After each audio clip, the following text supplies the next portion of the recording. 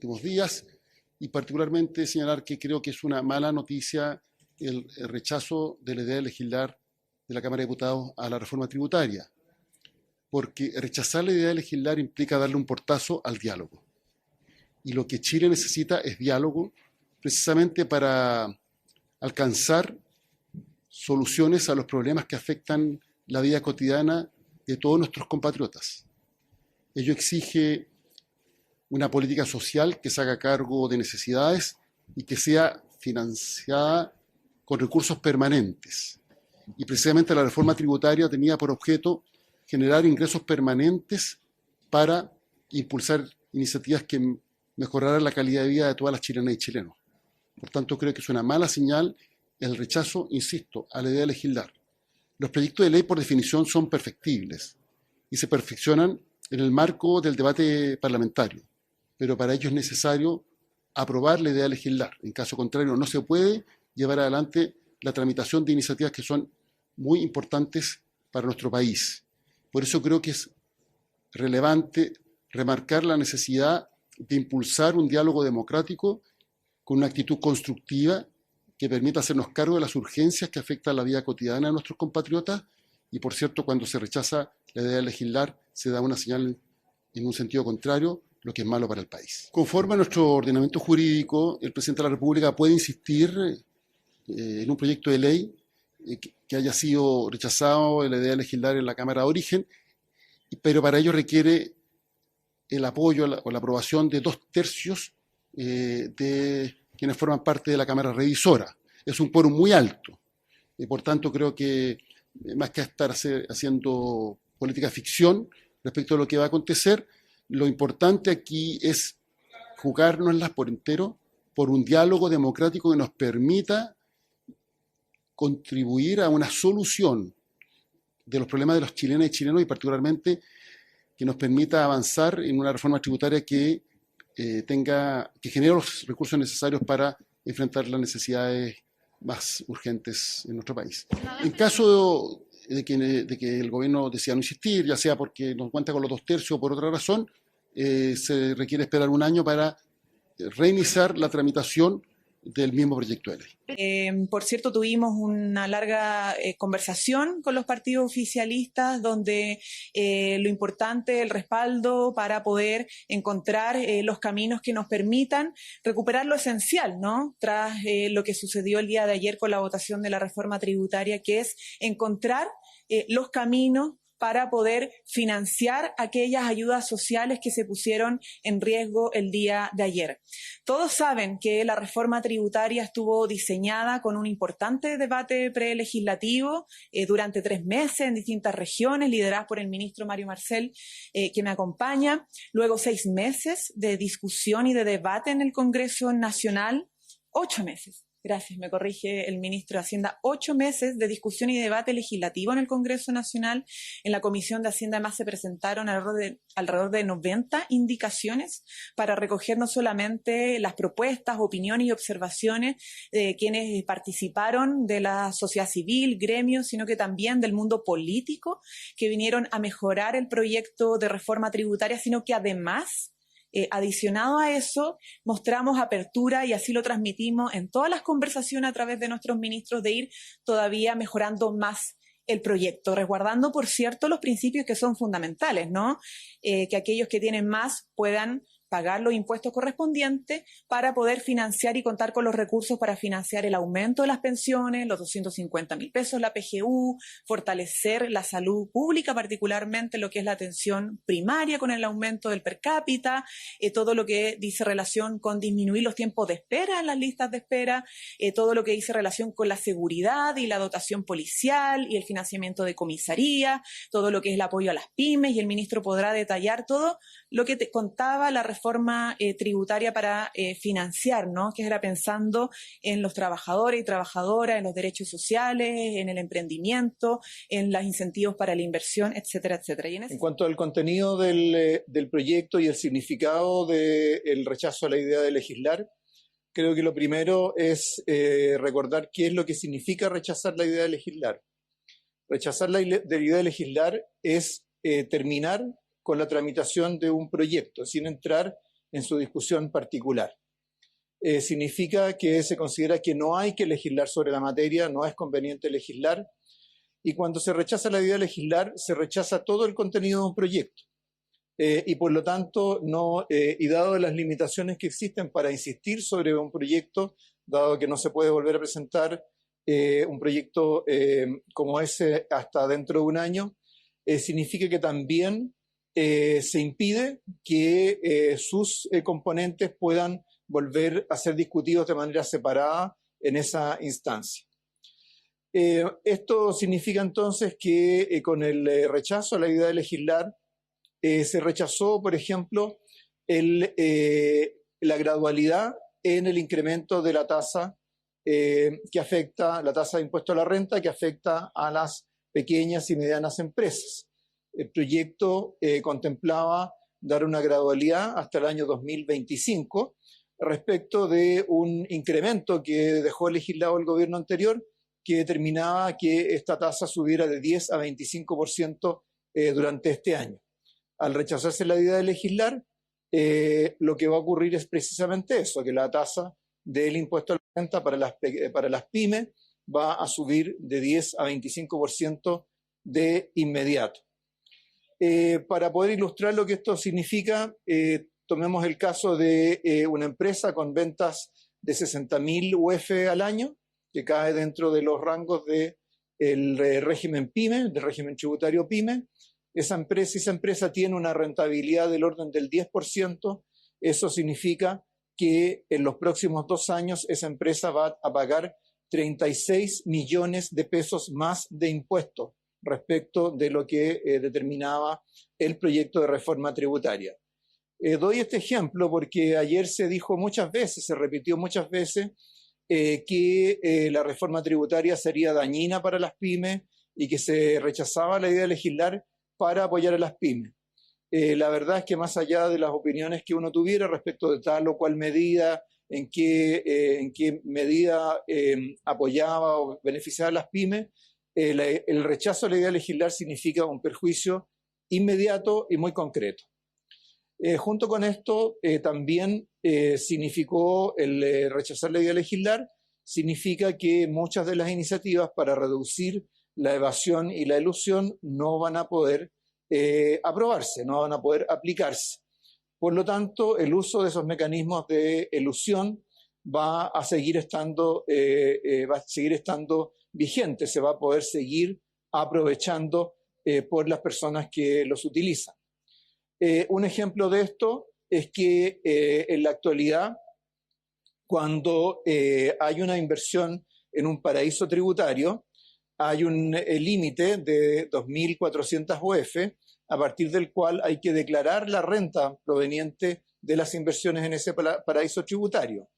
Como ese es un límite que se establece por persona, entonces lo que ocurre es que hay familias que hacen inversiones, cada una de las personas de esa familia, por hasta 2.400 UF, y así ninguno de ellos tiene que declarar o pagar impuestos por esas rentas.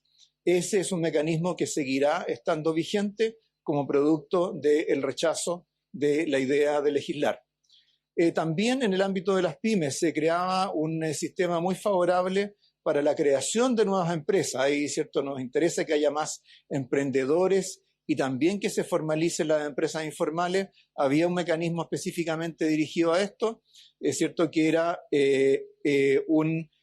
una rebaja del 100% del IVA durante los primeros 6 meses del funcionamiento de una nueva empresa.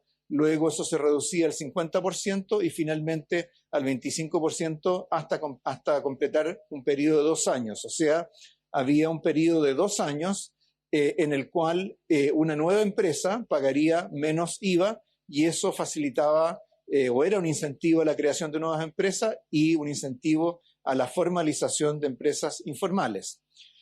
Por supuesto, también con el rechazo a la idea de legislar, no existe financiamiento en este momento para muchas de las iniciativas de gasto que estaban contempladas en el proyecto. Una reforma tributaria, uno siempre tiene que entenderla como compuesta de una parte de ingresos y una parte de gastos.